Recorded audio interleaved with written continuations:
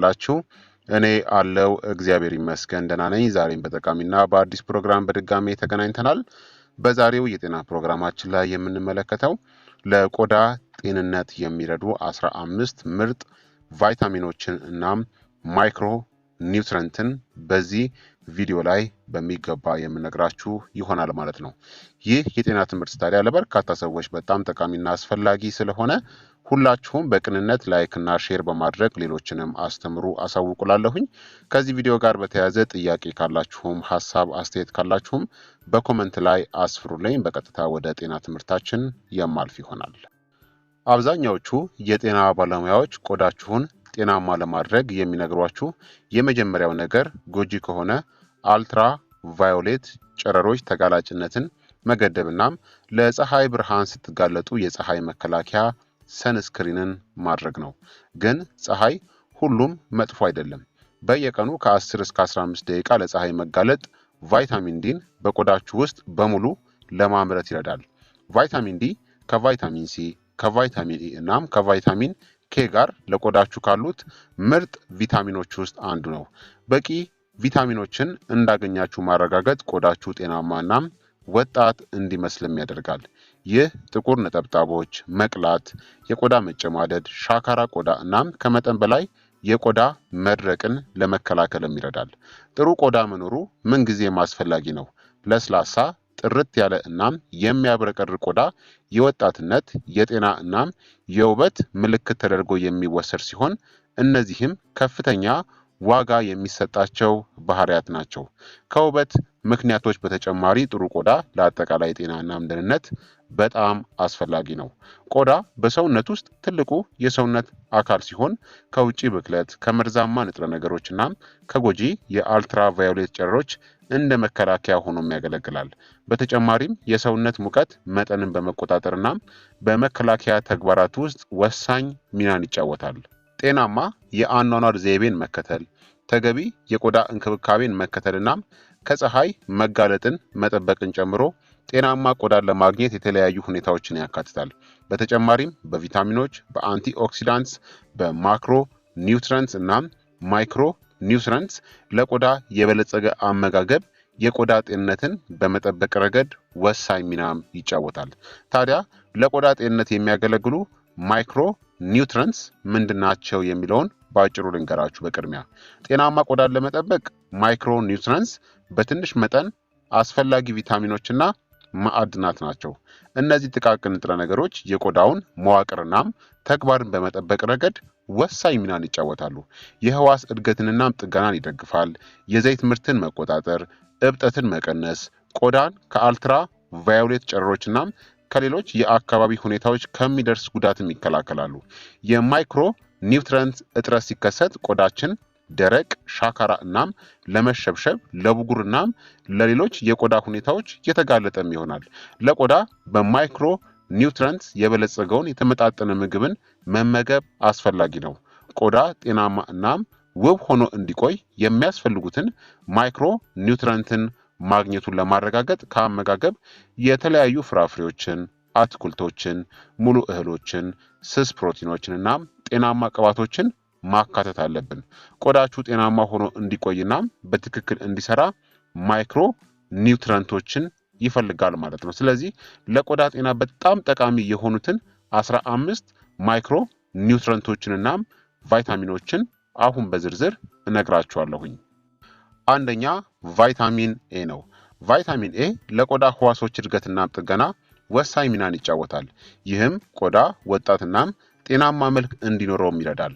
ቫይታሚን ኤ ከመጠን በላይ በሚመረትበት ጊዜ ወደ ብጉር የሚያመራው የቅባት ሴበም ምርትን ለመቆጣጠርም ይረዳል። እንዲሁም ጸረ ብግነት ወይም ደግሞ አንቲ ኢንፍላማቶሪ ባህሪያቶችም አሉትናም የኮላጅን ምርትን ያበረታታል። ይህም የቆዳ መስመሮችንናም መጨማደድን ለመቀነስ ይረዳል።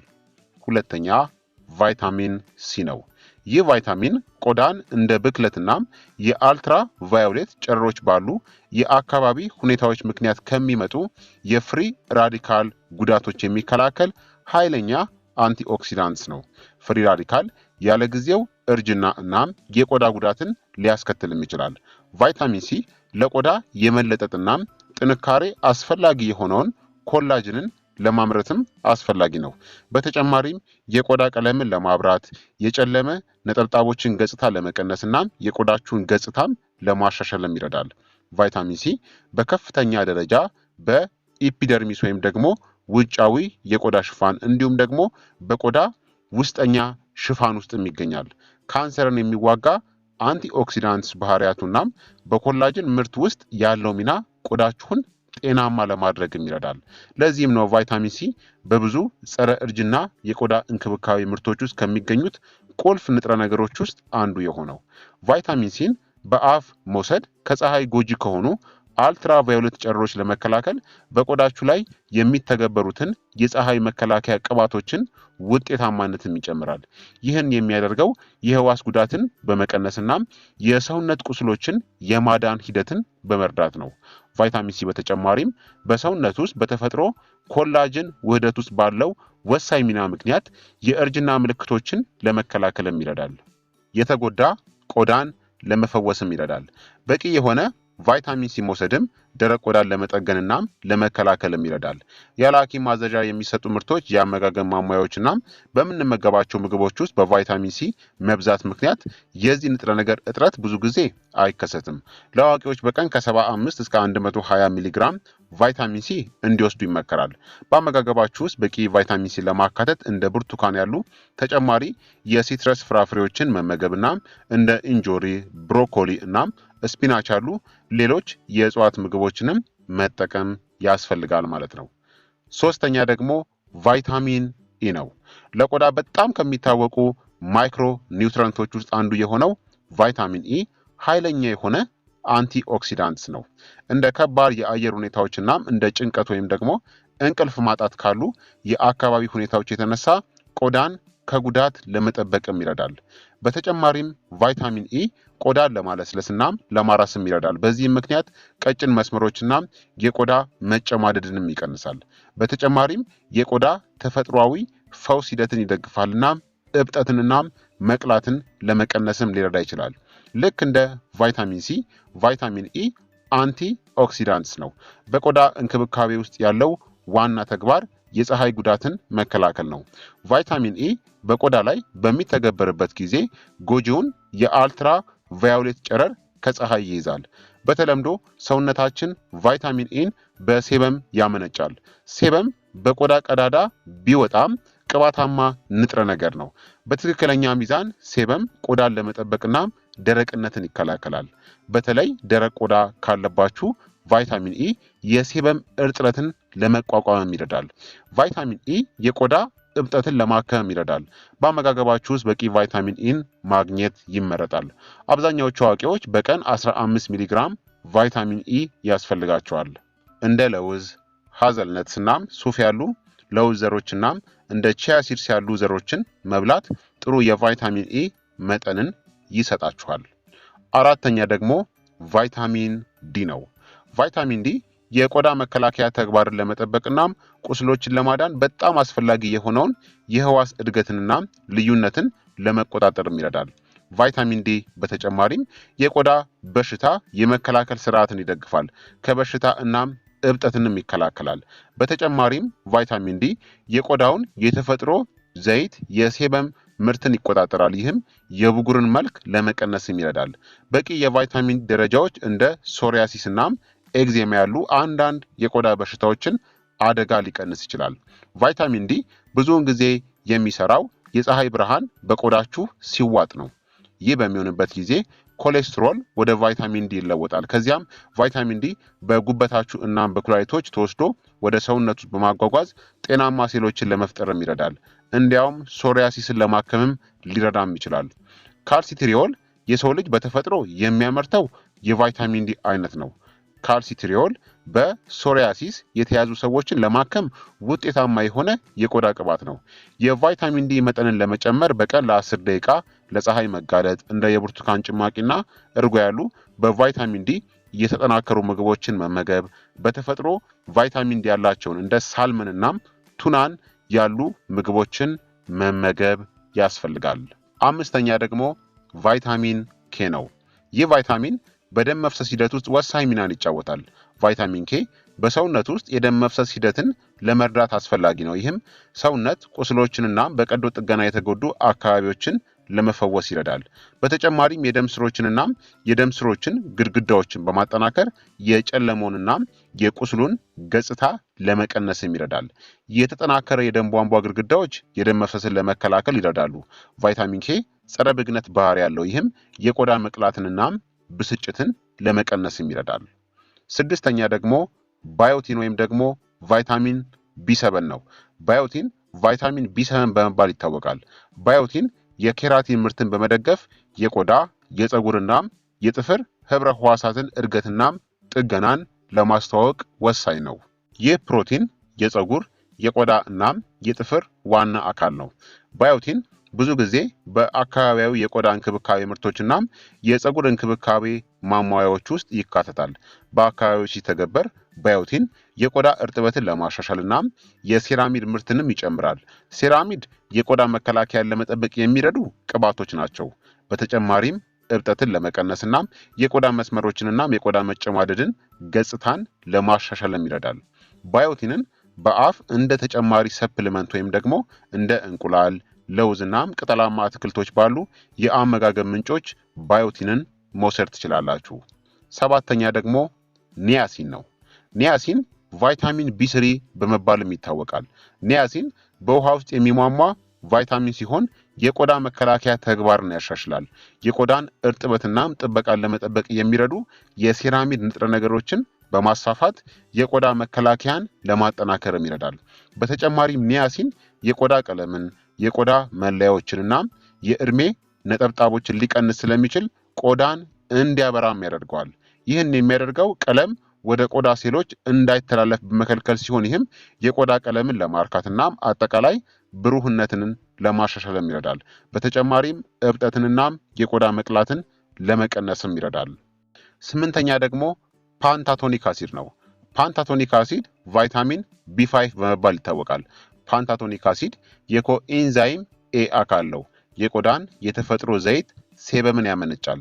ፓንታቶኒክ አሲድ የሴበም ምርትን በመደገፍ የቆዳ እርጥበትን ለመጠበቅና ድርቀትንና መቦርቦርን ይከላከላል።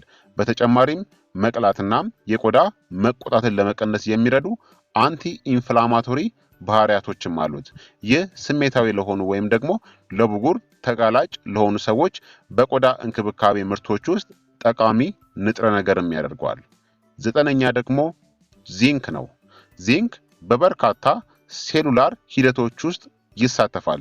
የፕሮቲን ውህደትናም የሴል ክፍፍልን ጨምሮ ለቆዳ ጥገና እናም እድገት ወሳኝ ናቸው። በተጨማሪም ጸረ ብግነትናም የአንቲ ኦክሲዳንትስ ባህሪያት ያለው ሲሆን ይህም የቆዳ መቆጣትናም ፍሪ ራዲካልስ የሚያስከትለውን ጉዳት ለመቀነስም ይረዳል። የዚንክ እጥረት ወደ ተለያዩ የቆዳ ችግሮች ለምሳሌ እንደ ብጉር፣ ኤግዜማ እናም ሶሪያሲስ የመሳሰሉ ችግሮች እንዲፈጠር ያደርጋል። ስለዚህ በአመጋገብ ወይም ደግሞ በተጨማሪ ምግብ አማካኝነት በቂ የዚንክ ቅበላ ማረጋገጥ ጤናማ ቆዳን ለመጠበቅም አስፈላጊ ነው። ተጨማሪ ምግብን መውሰድ ጤናማ የወጣትነት መልክ ያለው ቆዳ እንዲኖራችሁም ይረዳል። አስረኛ ደግሞ መዳብ ነው። መዳብ ለቆዳ ጥንካሬ እናም የመለጠጥ ችሎታን የሚሰጥ ፕሮቲን የኮላጅን ወሳኝ አካል ነው። መዳብ የቆዳ ህዋሶችን ፍሪ ራዲካልስ ከሚያስከትሉት ጉዳት የሚከላከለው የአንቲ ኦክሲዳንትስ ባህሪ ያለው ኢላስቲን እንዲመረት ያበረታታል። ኢላስቲን ቆዳን ጠንካራ የሚያደርግ ፕሮቲን ነው። የመዳብ እጥረት ወደ ደረቅ አሰልቺና ጠማማ ቆዳ ሊያመራ ይችላል። ስለዚህ በአመጋገባችሁ ውስጥ በመዳብ የበለጸጉ ምግቦችን እንደ ሼልፊሽ፣ ለውዝ እናም ተልባ ዘሮችን ማካተት አለባችሁ። ጤናማ እናም ቆንጆ ቆዳን ለማራመድ ይረዳሉ። 11ኛ ደግሞ ሴሊኒየም ነው። ሴሊኒየም የቆዳ ሴሎችን በፍሪ ራዲካልስ እናም እብጠት ከሚደርስ ጉዳት የሚከላከል አንቲ ኦክሲዳንትስ ነው። ሴሊኒየም በተጨማሪም ቆዳን ሊጎዱ የሚችሉ ኢንፌክሽኖችን ለመዋጋት አስፈላጊ የሆነውን በሽታ የመከላከል ስርዓትን ከፍ ለማድረግም ይረዳል። በቂ የሴሊኒየም አወሳሰድ ብጉሩን፣ የቆዳ መጨማደድንና የቆዳ ካንሰርን ለመከላከልና አጠቃላይ የቆዳ ጤንነትን ለማሻሻልም ይረዳል።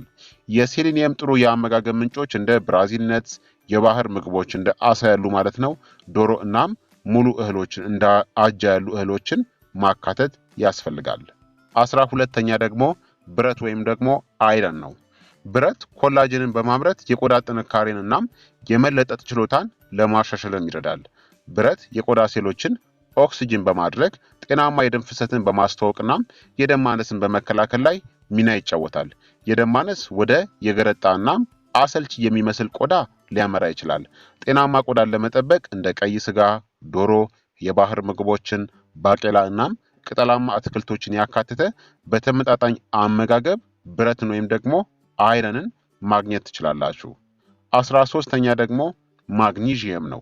ማግኒዥየም ኮላጅንን ለማምረትና የቆዳውን የዘይት ምርት ለመቆጣጠርም ይረዳል። ይህም የብጉር እድልን ይቀንሳል። ጸረ ብግነት ባህሪ እንዳለውም ታይቷል። ይህም እንደ ኤግዜማ እናም ሶሪያሲስ ያሉ የቆዳ በሽታዎችን ለማከም ይረዳል። በተጨማሪም ማግኒዥየም ቆዳን ከፀሐይ ጉዳት ለመከላከልም ይረዳል። የፀሐይ ጉዳት ያለ ጊዜው እርጅናና የቆዳ ካንሰርን ያስከትላል። 14ኛ ደግሞ ማንጋኒዝ ነው። ማንጋኒዝ ፍሪ ራዲካልስ ከሚያስከትሉት ጉዳት ቆዳችሁን የሚከላከል የአንቲ ኦክሲዳንትስ ባህሪ ያለው። በተጨማሪም ቁስልን ለማከም ይረዳል። ከአልትራ ቫዮሌት ጨረሮች ይከላከላል እናም ጸረ ብግነት ባህሪም አለው። ይህም ብጉርን ለመቀነስም ይረዳል። ይሁን እንጂ ከመጠን በላይ ማንጋኒዝ መጠቀም ጎጂ ሊሆን ይችላል። ስለዚህ ከሰፕሊመንት ይልቅ ከተመጣጠነ ምግብ ማግኘት አስፈላጊ ነው። 15ኛ ደግሞ ኦሜጋ 3 ፋቲ አሲዶች ናቸው። ኦሜጋ 3 ፋቲ አሲድ እብጠትን ወይም ደግሞ ኢንፍላሜሽንን ለመቀነስ ያለ ጊዜው እርጅናን ለመከላከልና የቆዳ እርጥበትንና ሸካራነትን ለማሻሻልም ይረዳል። ኦሜጋ 3ዎች ቆዳን በአልትራ ቫዮሌት ጨረር ምክንያት ከሚመጣው ጉዳትና እንደ አስከፊ የአየር ሁኔታዎች ካሉ የአካባቢ ጭንቀቶች ለመከላከልም ይረዳል። በኦሜጋ 3 የበለጸገ ምግብን እንደ ስባማ አሳዎችን፣ ቺያ ሲድስ እናም ተልባ ዘሮች ያሉ ምግቦችን መመገብ ወይም ደግሞ ተጨማሪ ምግቦችን መውሰድ ጤናማና አንጸባራቂ ቆዳን ለመደገፍ ይረዳል ማለት ነው። በአጠቃላይ ክብራትና ክብራን ተመልካቾቼ ማይክሮ ኒውትረንቶች ጤናማ ቆዳን መደገፍን ጨምሮ ሰውነታችን በትክክል እንዲሰራ በትንሽ መጠን የሚያስፈልጉ አስፈላጊ ንጥረ ነገሮች ናቸው። የተለያዩ ፍራፍሬዎችን፣ አትክልቶችን፣ ሙሉ እህሎችን፣ ስስ ፕሮቲንን እናም ጤናማ ቅባቶችን የሚያጠቃልለው የተመጣጠነ አመጋገብ ለሰውነታችን አስፈላጊ የሆኑ ማይክሮ ኒውትረንቶችን ሊሰጥ ይችላል። ጤናማ ቆዳን ለመደገፍ በቫይታሚን ኤ፣ በቫይታሚን ሲ፣ በቫይታሚን ዲ እናም በቫይታሚን ኢ፣ በዚንክ፣ በሴሊኒየም እናም በኦሜጋ 3 ፋቲ አሲድ የበለጸጉ ምግቦችን መጠቀም ያስፈልጋል። እንደ ቫይታሚን ሲ፣ ቫይታሚን ኢ እናም ሴሊኒየም ያሉ አንቲኦክሲዳንቶች ቆዳን ከአካባቢ ጭንቀቶች ለምሳሌ ከብክለትናም ቆዳን ከሚጎዱ የአልትራ ቫዮሌት ጨረሮች ለመጠበቅ ይረዳሉ። እንደ ቤሪስ፣ ሲትረስ ፍራፍሬዎች፣ ለውዝ፣ ቺያ ሲድስ፣ ተልባ እናም ቅጠላ ቅጠሎች ያሉ ምግቦች ለቆዳ ጥሩ የአንቲ ኦክሲዳንትስ እናም ሌሎች ማይክሮ ኒውትረንቶች ምንጭ ናቸው። የተሰሩ ምግቦችንናም ጣፋጭ መጠጦችን መጠቀም ደግሞ ለእብጠትናም ለኦክሳይድ ውጥረት አስተዋጽኦ ያደርጋል። ይህም በቆዳ ጤና ላይ አሉታዊ ተጽዕኖን ያሳድራል። ስለዚህ ስኳር ያለባቸውናም የተቀነባበሩ ምግቦችን መገደብ ያስፈልጋል። ማይክሮ ኒውትረንቶች ሲጎድሉ ቆዳችን ሊሰቃይ ይችላል። ለምሳሌ የቫይታሚን ሲ እጥረት ለቆዳ ሽፍታ፣ ለድድ መድማትናም ለመገጣጠሚያ ህመም የሚዳርግ በሽታን ስከርቪን ሊያስከትል ይችላል። የቫይታሚን ኤ እጥረት ደግሞ ደረቅ ሻካራ ቆዳን ያስከትላል። የዚንክ እጥረት ደግሞ ብጉርን እናም ቀስ ብሎ ቁስሎችን መፎስን ያስከትላል። በቂ ያልሆነ ኦሜጋ 3 ፋቲ አሲድ መውሰድ ለደረቅናም ለቆዳ ማሳከክ አስተዋጽኦ ያደርጋል። ለቆዳ በጣም አስፈላጊ የሆኑትን ማይክሮ ኒውትረንቶችን ማወቅ የቆዳችሁን አጠቃላይ ጤናናም ውበትን ለመጠበቅ የመጀመሪያው እርምጃ ነው ማለት ነው። ስለዚህ ክብራትና ክብራን ተመልካቾቼ የቆዳችሁን ጤና ለመጠበቅ የሚረዱ 15 ምርጥ ቫይታሚኖችና ማይክሮ ኒውትረንቶችን መጠቀም ያስፈልጋል። በተቻላችሁ መጠን ከአመጋገብ ማግኘት ይመረጣል ማለት ነው። ስለዚህ ክብራትና ክብራን ተመልካቾቼ የዛሬው የጤና ትምህርት እንግዲህ ይህንን ይመስል ነበረ። እንደተማራችሁበት ተስፋ አደርጋለሁኝ። ሐሳብ አስተያየታችሁ አይለኝ ይላለሁኝ። ይህ የጤና ትምህርት ደግሞ ለበርካታ ሰዎች በጣም ጠቃሚና አስፈላጊ ስለሆነ ሁላችሁም በቅንነት ላይክ እና ሼር በማድረግ ሌሎችንም አስተምሩ አሳውቁላለሁኝ። በቀጣይ የጤና ትምህርት እስከምንገናኝ እኔንም እናንተንም ቸር ያቆየን። መልካም ጊዜ፣ መልካም ቆይታ። ቻው ቻው።